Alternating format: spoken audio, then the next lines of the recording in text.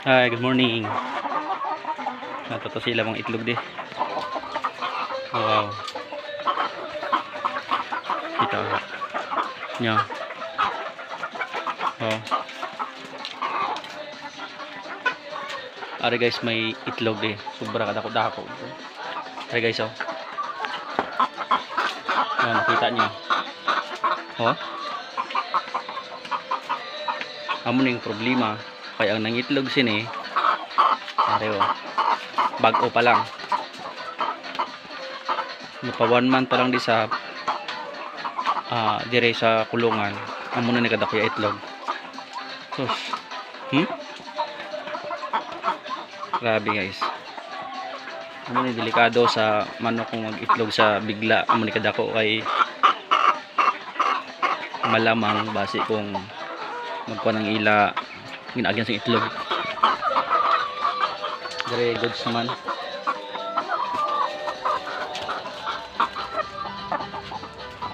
Yan itlog. Hari okay lang ni.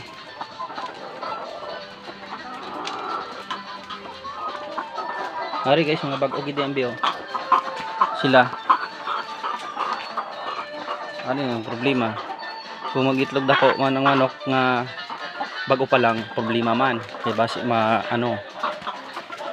Uber parang iya nga delikado sus.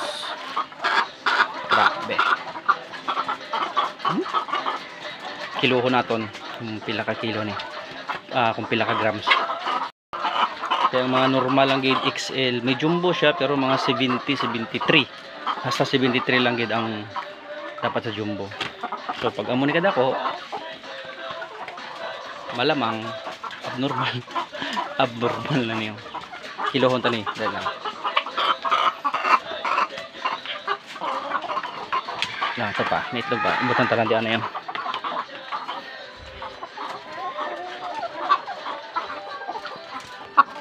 Kuhaan talang.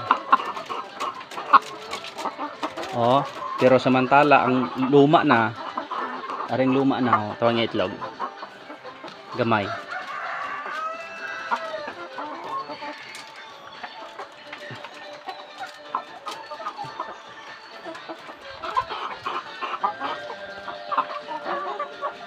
Goods na.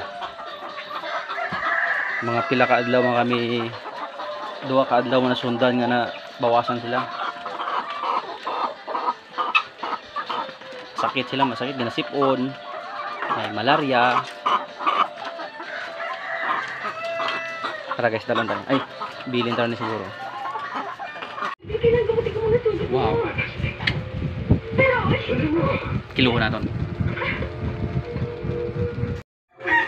Okay, lantaw naton, iyo naton. Chanchararan. Ari na siya. Lantaw naton gid ang iyang kapasidad kung pila ni. Siguro sobra mga 100 grams. Chanchararan. Wow. 104 grams. Imagine. Laki. Ayos. Grabe.